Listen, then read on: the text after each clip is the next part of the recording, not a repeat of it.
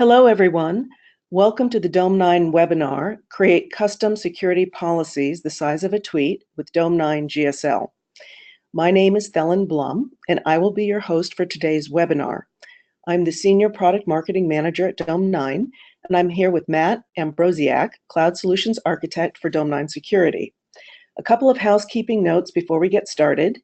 This webinar is being recorded and will be made available on our website afterwards. All attendees are in listen-only mode. We will close with Q&A at the end of the session. If you would like to ask a question, please type it in the questions window of GoToWebinar, and Matt will address as many questions as possible, time permitting. We also have two handouts, a copy of the Dome9 ARC platform and the Dome9 Compliance and Governance product briefs. Feel free to download this content at any time during the webinar. We also have in the chat window our 3 latest blog postings over the last 2.5 weeks around how Dome9 is helping folks detect Spectre and Meltdown in their systems. Please feel free to copy those links as well. I want to present a little background on Matt before we get started.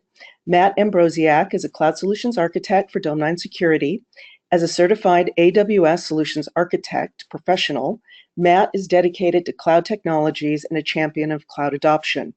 Matt has 15 years of hands-on experience in networking, virtualization, and DevOps. He's a former DBA, Cisco CCNA, and Scrum Master. Matt has spent his career consulting to Fortune 100 clients and the Big Four accounting firms. Matt has a master's degree in project management from Keller University and a BS in network and communications management from DeVry University. Now launching into our webinar discussion today, common data and information security best practices lie at the heart of all standards-based regulations. The traditional method of manual asset review and policy checks are time-consuming, error-prone, and impractical at scale. Many times, the IT process around governance fails to meet the requirements stipulated by the business. What is needed is an easy way for administrators to create and enforce custom rules that describe unique restrictions and governance practices for their organizations.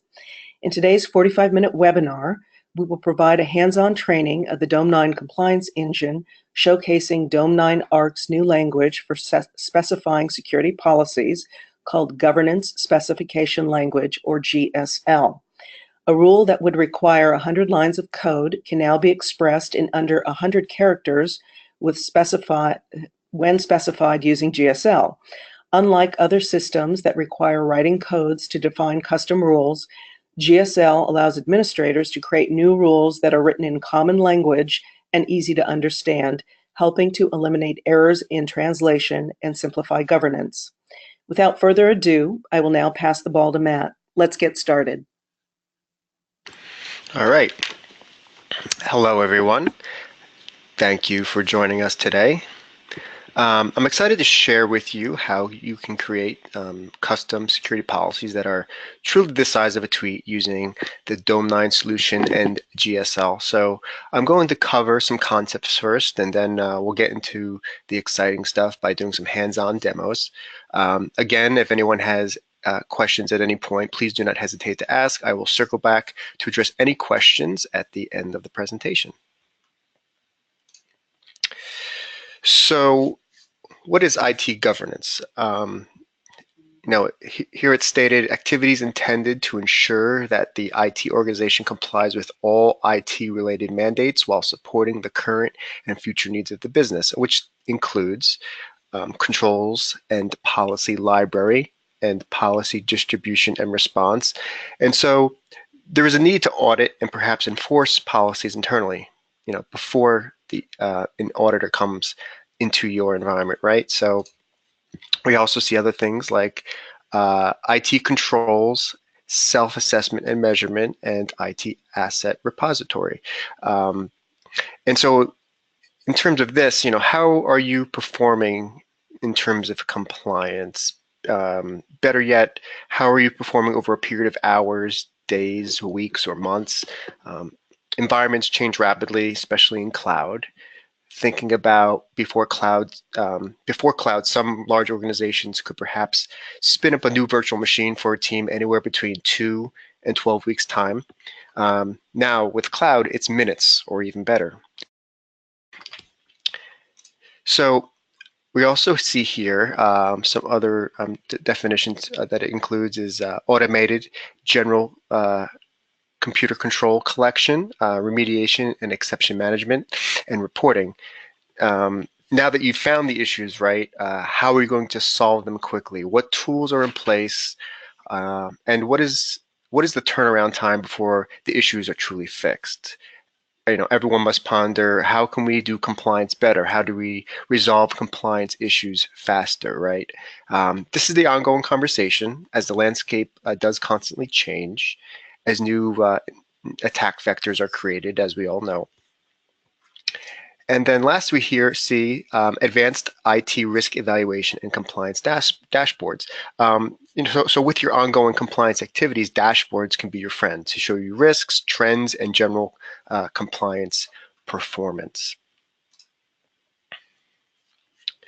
So with compliance and governance, we're seeing several trends happen. These trends show that we are not only trying to check a box, but we're also striving to achieve real security in the process. We see that the regulation ranges from being very prescriptive, such as CIS, to being broad guidelines such as HIPAA that requires the org to interpret the main essence of the rule. And we see an increased interest in custom rules and organization-specific checks. We see third-party ecosystems around compliance tooling is certainly maturing.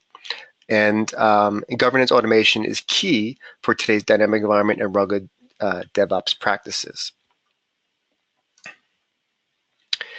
So enter Dome9 compliance capabilities. So you're coming to Dome9 to assess your compliance posture using automated data aggregation. And what we're constantly polling is your metadata from your variety of sources within each of the cloud providers across all of your accounts. By the way, side note, that Dome9 allows you to add, we support multiple cloud providers, but also you could add dozens, hundreds, if not thousands of cloud accounts to a single Dome9 account for governance purposes and compliance purposes for that matter.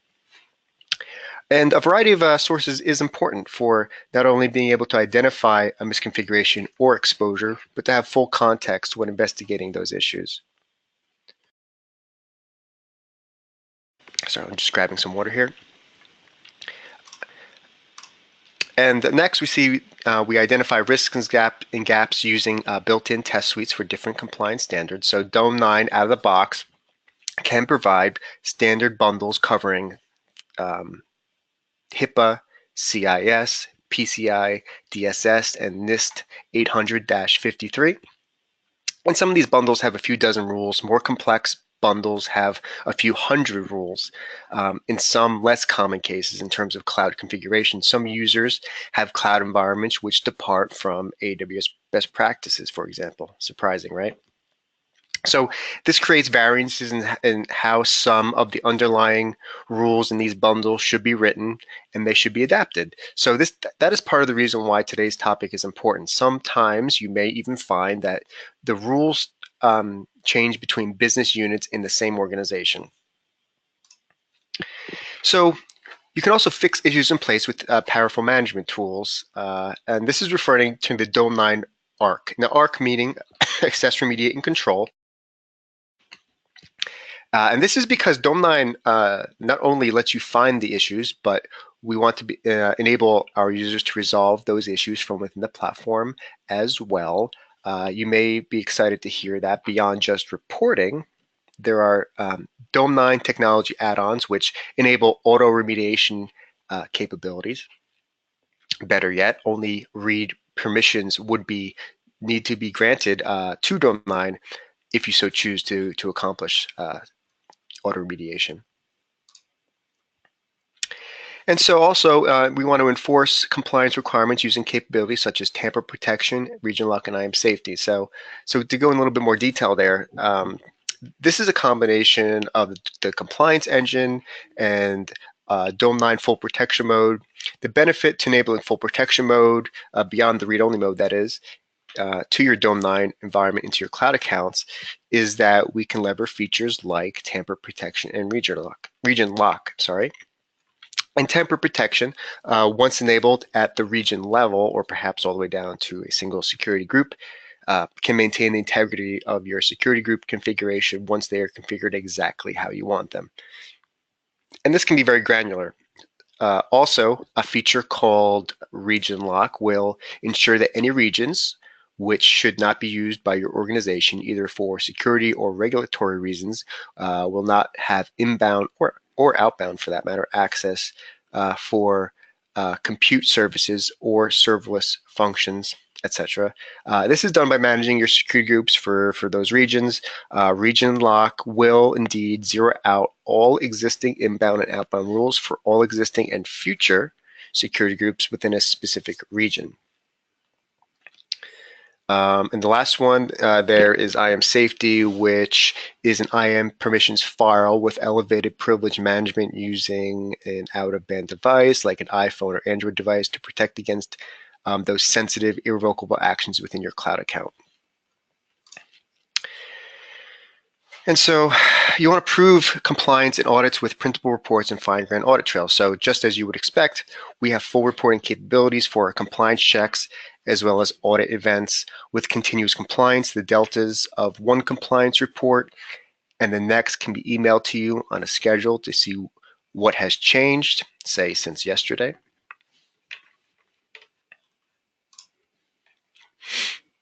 And so now we're looking at the compliance suites for AWS here. The Dome9 compliance engine is an automated framework that allows admins to monitor the security and compliance of their cloud environments on an ongoing basis, of course.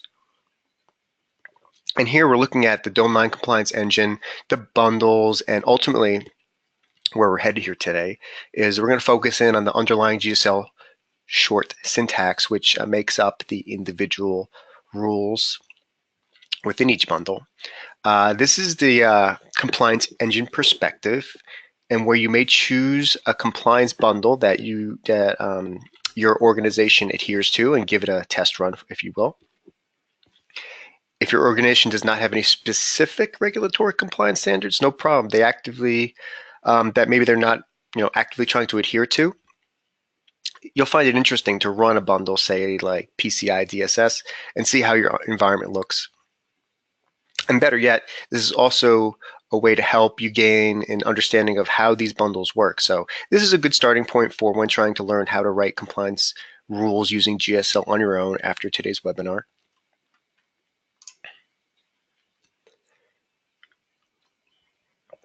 And so this is the Dome9 compliance report. And there's a lot going on here in this slide. But looking at this, we see there's a couple different reasons and perspectives when looking at this, for looking at this. So you have your managers and your compliance officers who are going to notice the high-level data with such as pass-fail ratio, the breakdowns by severity, resource, of course, pass-fail and more, and the geographical breakdowns. And you also see overall statistics as well as regional statistics. And over the course of time, you'll gain insights into trends within your environment, which is interesting for all parties. And then otherwise, you have your practitioners who on the hands-on detail for each test. They look at the inventory of offending resources and conditions, and they're looking for a simple path to resolution, all without leaving Dome9. So right from within the compliance report, you can, excuse me, it's that season, right?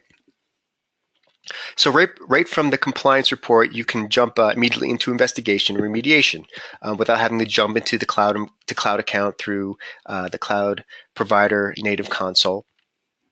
And this saves a ton of time for that workflow by knocking down those obstacles when trying to get to where you're going in terms of compliance issue remediation.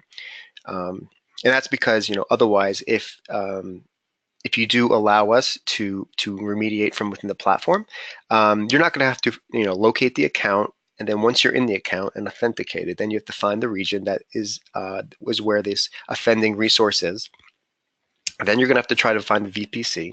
And then once you find the VPC, you're going to have to search through maybe the security group list to find a security group vulnerability and make your change, wait for everything to refresh, and then run the report again. So rather than do all that, Dome9 gives you the ability to remediate right from within the platform for many entities.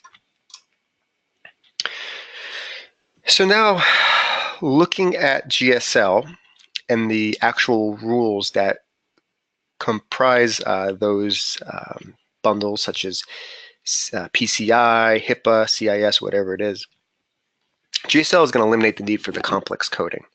So this may look familiar to some of you who have had to write custom rules before to accomplish something very simple for compliance rules in some other solution perhaps. In this rule, the goal would be to ensure that the CIFS protocol is not exposed publicly to the internet.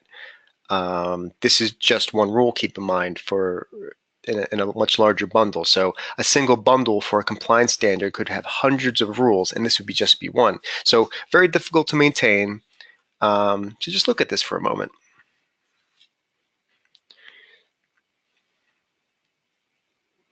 Taking a look at this, I mean, maybe after a few seconds, minutes, depending on how familiar you are with this language, whatever it is, it doesn't matter because, compare it to something like this.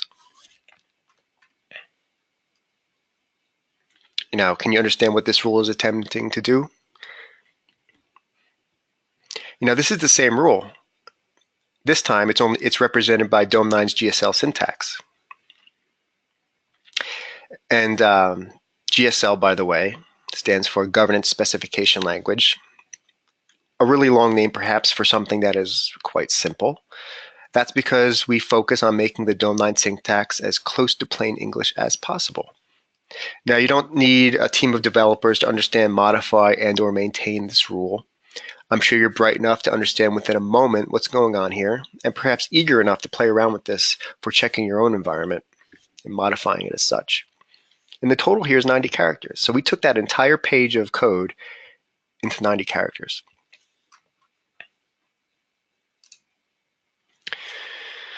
So now that we have a basic understanding of what this looks like in translation from a much larger language-based solution, we can look at some custom logic for your requirements. So let's take a look at this one, for example. I'm going to show you a few more rules here, and let's see if we can guess what these rules say. This first one here. So this is, of course, ensuring that all security groups should have rules. Should have a rule that says, port 22 with a scope of 000/0, which of course is publicly facing.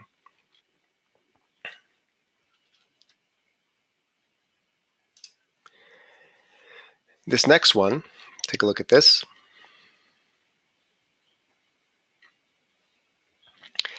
Instance should have name and tags with key equals owner. Now what this is trying to do is, well, not what it's trying to do, what it is doing, is we're ensuring that this instance has a name tag with a value and also has a tag with the key name of owner. So we can assert on that our instance tagging convention is actually being enforced. So whatever your tagging convention is, you can do something similar to this to accomplish it, to make sure that all your environments across all your cloud accounts are using the naming convention. What about this one? This one's aiming to show you that there's actually a filter here. So security group where name equals default. So this is saying that for all default security groups, which there's one in every VPC, should not have inbound rules. And this is quite simple because all it's saying is if the array of inbound rules exists, then this is a violation. So there should be no rules at all because we should not be using our default security groups in our AWS accounts based on AWS best practices. So think about your own rules now. If you have any questions, post them and I'll answer them at the end of the presentation if I can. And this is concise, plain English, and human-readable syntax. Now, you're more than welcome to learn how to write out these rules like this in free text, but the good news is we've made it even easier for you. This is the Dome9 rule builder for the compliance engine, and it works really, really well. When you go off and play with it on your own, I'm confident you'll get the hang of it right away. At this point, what I'm going to do is I like to actually get into some fun stuff and show you some real examples of how to build GSL-based rules. So I'm going to stop the presentation for a moment. I'm going to pop over to my browser and show you around a bit. I'm already logged in here.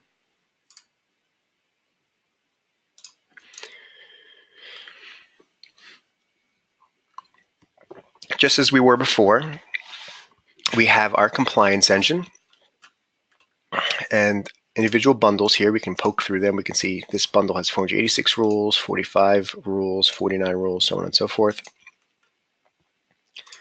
And we're actually going to go over to the playground.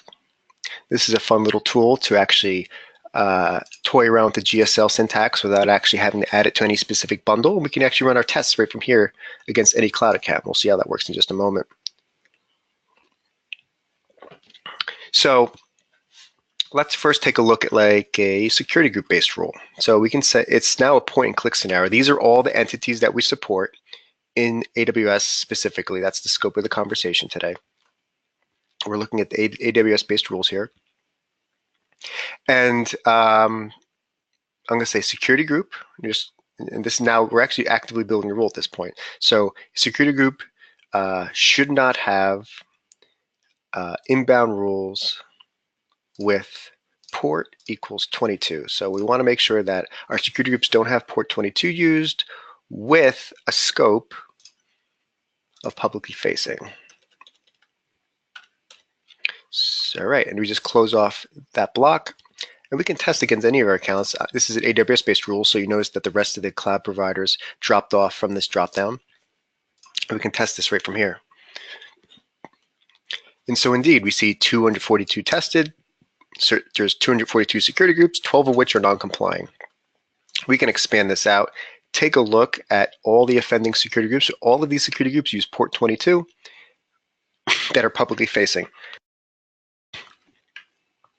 We can even provide some investigation. I'm not going to go too deep into this, but you can click on any of these and it'll pop open the central management console and we can take a look at some metadata, make some changes here if we'd like. But that's beyond the scope of what we're talking about today, so I'm just going to push that to the side and we're going to look at more GSL. Other examples are, we can roll this back just by canceling that out. And we can, if we want to make a rule to make sure that there should be no unused security groups, because if security groups are unused in terms of association, we probably want to get rid of those because that's what AWS best practices says. So we say security group should not have network asset stats contain all count equals 0. So this is saying, you know, for this, we're getting the statistics around that particular security group aggregated together, and we're saying if there's no associations that show us all security groups that basically have no associations with any cloud assets, and we see that of the 242 security groups, we have actually a whopping 162 unused security groups in this case. So clearly, some cleanup is due there. And then we can scale this back all the way to the beginning, and we have all our entities available to us yet again. And again, just like before, building that instance tagging convention enforcement. Instance should have tags contain key equals owner. And so now we're enforcing the owner tag. So we can take a look at what this looks like just by testing here. 84 tested, 82 non-complying. So we see all but 2 are having use of the owner tag. We can expand that out and see all the offending instances and get all the metadata in one place. Now, these could be across multiple accounts, In this case, it's one account because that's where I'm testing from. But if I was actually running this in the full-blown compliance engine, you would see results across all accounts in one place. But this is just a playground, so it's much simple in terms of toying around here. And let's see, here's another one. This is a good one for security groups again, actually. So let's just say you want to ensure that all default security groups, which, by the way, AWS best practices says we should not be using them, right? So security group where name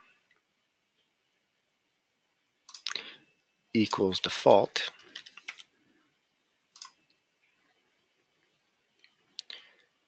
should not have inbound rules. Now, we don't need to get specific here. We could go a little bit further if we wanted to, but we just want to say if its name is default, it should not have inbound rules because they shouldn't be used, right? Click test.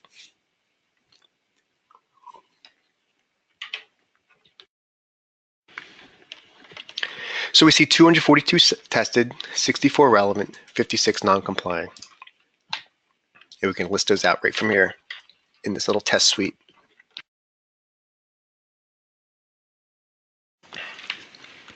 All right, let's see what else we have here to play with. So let's switch gears. Let's take a look at S3 buckets. S3 exposures are a hot topic these days.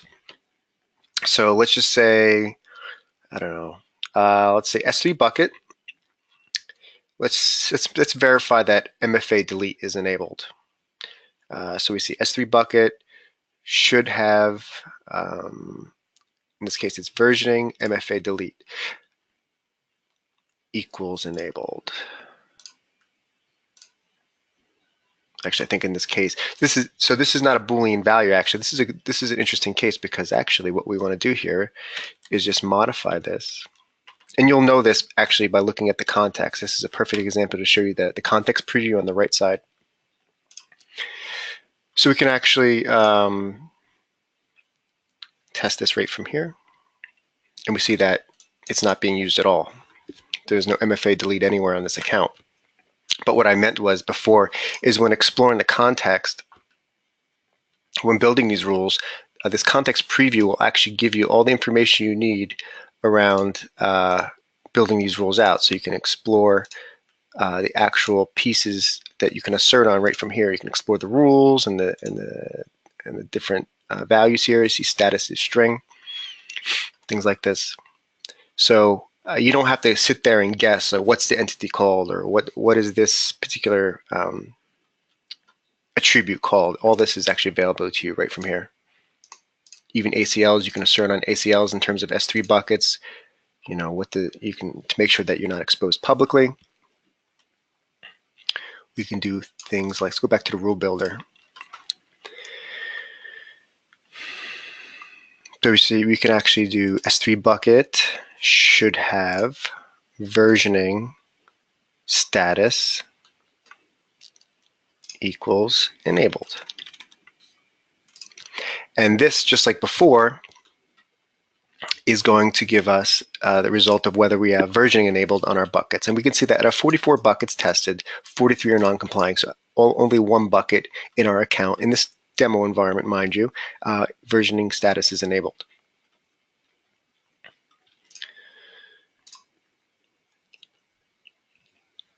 So another example we have here for S3 buckets is here. Let's see, S3 bucket should not have, if you want to test to make sure that ACL grants are not being used. Now, for those familiar, ACL grants for S3 buckets has largely been deprecated by bucket policies. So ideally, all of your grants to a bucket are done exclusively through a bucket policy. So what you can do is actually assert that there's no ACL grants. So you could say ACL grants should not have ACL grants. Let's see here, contain. Let's see, here's a type here. Does not equal. Now this is, if you actually look at your account, you'll know that this is slightly on the more advanced size only because you need to know a value ahead of time, but sometimes you'll run into this. But you'll see all this stuff in your account. So what this is basically saying is making sure that there's no canonical users available in the grant section. So we can actually test this right from here. We see 44 tested, 11 are non-complying there.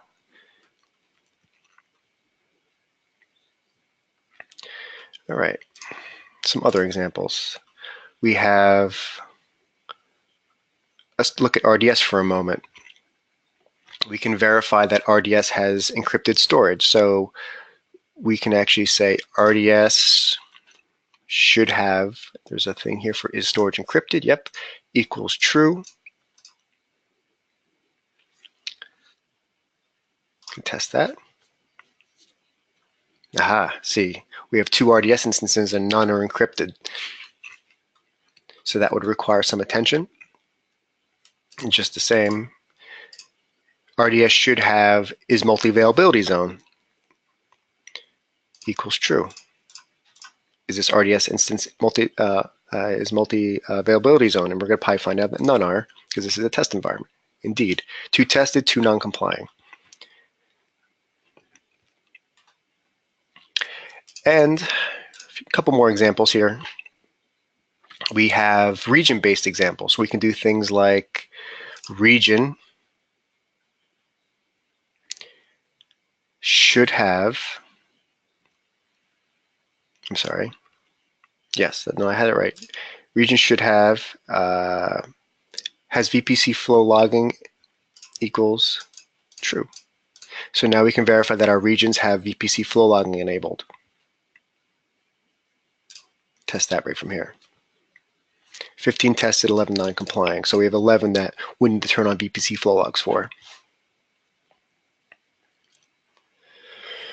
And the last 2 here I wanted to show you. We can have cloud assertions, CloudTrail assertions as well. We can say CloudTrail should have is multi-regional, there it is, equals true. Test that. 4 tested, 2 non-complying. And then lastly, I wanted to show an example of ensuring that CloudTrail has encryption.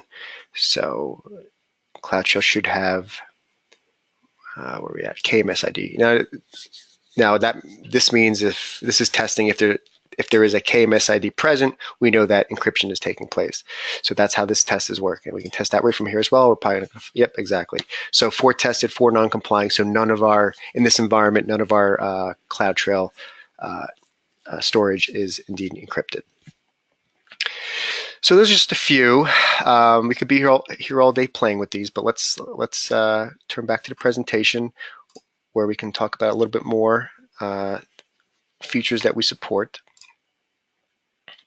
And with the Dome9 compliance engine in GSL, we're now introducing support for AWS Inspector as well. So just like we did before, this is an example of a GSL for asserting on on anything oriented with Amazon Inspector. So so now security teams can enforce Inspector configuration runs by writing similar rules as we saw before. This allows users to enforce Inspector configurations, to make sure that the right rule packages are selected in the relevant environments and enforce Inspector runs generally. So, and we also, it's to make sure that the scans are running consistently. And Dome9 can be used to easily review and monitor Inspector findings. You can use the simple GSL, just like before, to look for specific vulnerabilities by name or ID. You may also know these signatures ahead of time, but we have an example here of the Spectre and Meltdown vulnerabilities. And so Amazon Inspector has static rules for these specific vulnerabilities. So once we learn what those IDs are for those signatures, we can write a GSL rule around them. And if we take a look at the GSL on the screen here, instance should not have scanners. Findings contain rule ID in, and because it's an array, that's where you see that in usage there in GSL when you're checking an array. And in that array, we see that we have these 3 signatures, and those 3 are oriented with Meltdown Inspector. vulnerabilities which were exposed not too long ago. And so inspector results are rolled up under a compliance entity called scanners, as we can see, as Amazon Inspector is treated as any other host scanners, hence why we say instance should not have scanners.findings, etc. So in the image to the right, we see that we have 3 instances in a test environment which are subject to Amazon Inspector scans, and of course the instance IDs are listed there. So when running this GSL query above, we check against this environment, then we see that 2 out of the 3 instances there with the inspector agent installed come back as non-compliant. Now, again, this is a demo environment, of course. And if we want more context around these instances, all we need to do is click the links as I showed you before and take a look at the results.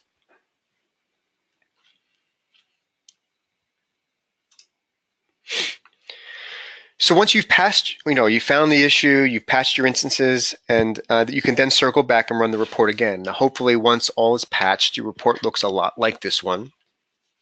Naturally, Amazon Inspector would need to perform a scan after the patching has taken place for it to be reflected properly. So you can quickly see how putting together GSL rules for specific signatures could find host vulnerabilities across potentially hundreds of cloud accounts in just a short time. And so with that, Dome9 remains agentless, and all of this host level metadata is available right through the cloud provider APIs, just like anything else. So findings are presented at the host level in easily readable formats. Strong filters can be applied to drill further into the data.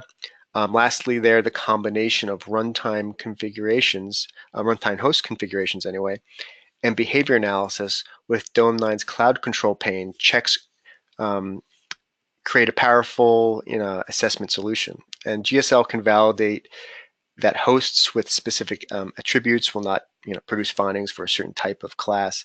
For example, findings such as unused listening TCP ports aren't necessary to note on the marketing servers, but as an example, but are critical to understand for databases. So with this new integration, it becomes easy to write a rule that labels the severity of these findings as high.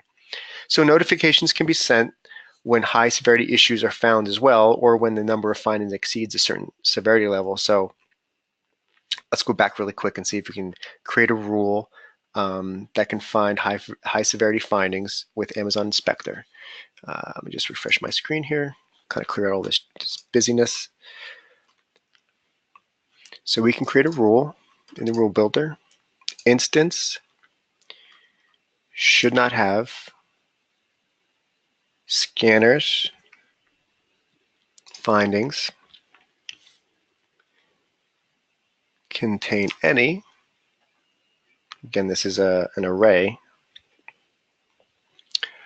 Where is it at here? Rule severity equals, and this is a free text field, high.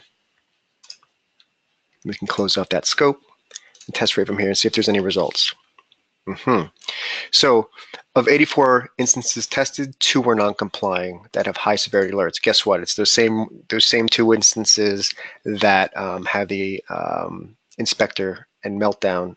I'm sorry, not inspector. Those 2 vulnerabilities, meltdown inspector, on them. So we can actually expand this out, and we can see those 2 vulnerabilities right there.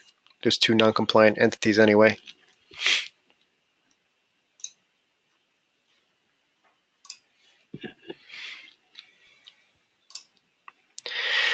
So with that, I'm hoping you found the GSL and this compliance demo intriguing, but it's just one part of a much larger platform.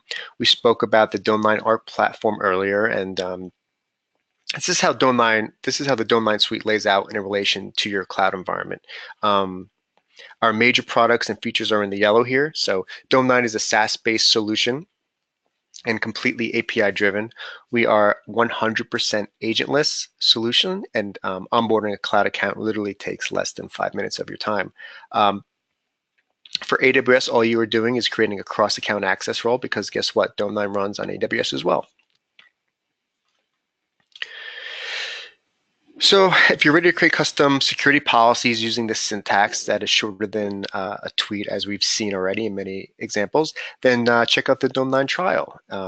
Sign up and feel free to reach out to us with any questions. We're more than happy to engage with you for a trial and proof of concept project or any of the like. So visit dome9.com for the more info. And so now that we've gone past the presentation side of this, I'd like actually to turn this over and let's ask and answer some questions.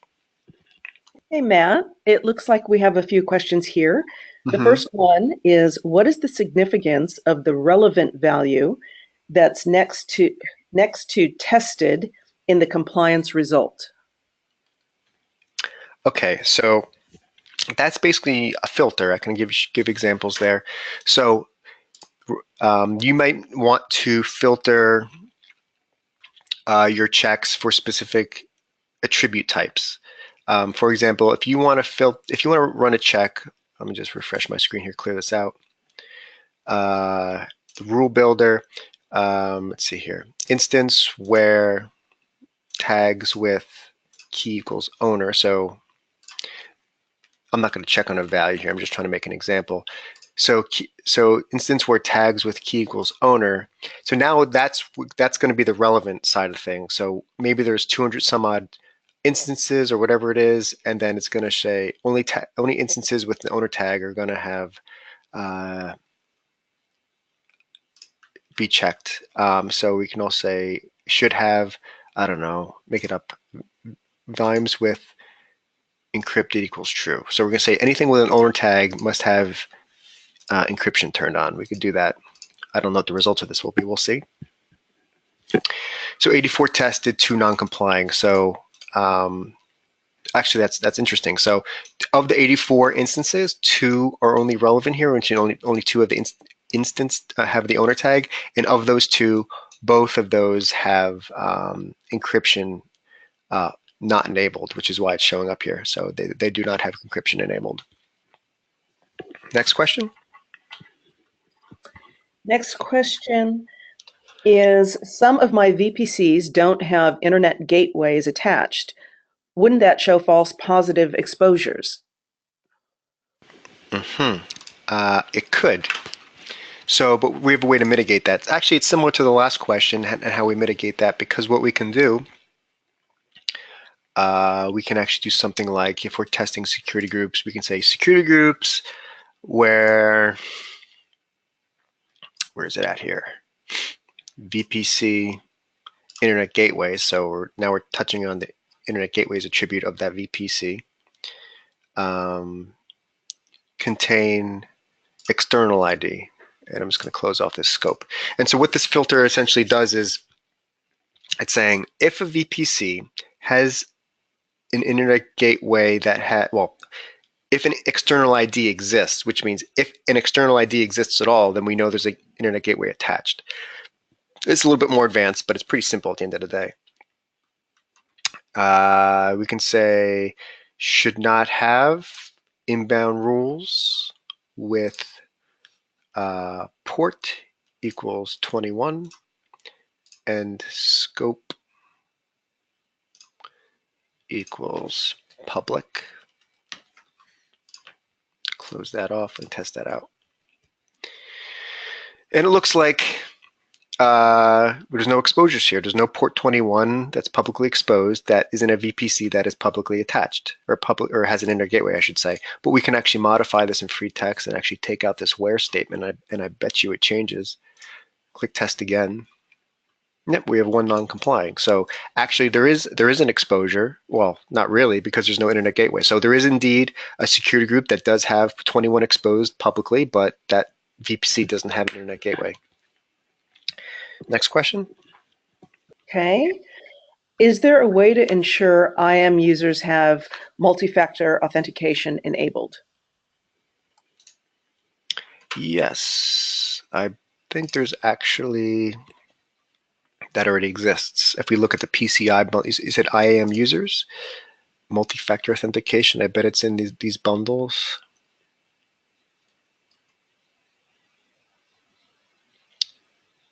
Here we go. Ensure multi-factor authentication is enabled for all IAM users. So IAM user where passwords enabled should have MFA active equals true. This is the actual GSL that will run that check. So Great. Okay. All right, Matt. Well, thank you. All right, everyone. This concludes today's webinar. Thank you for attending. If you have any further questions on the information presented today, please don't hesitate to reach out to us via the email q&anda@dome9.com. I have a few final notes. If you enjoyed the webinar presented today and would like to experience the Dome9 ARC platform for yourself, we're offering a 14-day free trial. Please visit our website at www.dome9.com and click on the Get Started button on our homepage. Just register and a representative from Dome9 will contact you to schedule or activate your free trial. Additionally, if you liked the webinar today and would like to hear more about the multi-cloud security solutions Dome9 provides, please visit the resources page on our website and sign up for several of our upcoming webinars, or go to www.dome9.com/webinars. If there's a topic you would like us to discuss, please contact us through our website and let us know. With that, we thank you for your time today and hope you found the content informative. This now concludes the Dome9 webinar. Enjoy the rest of your day.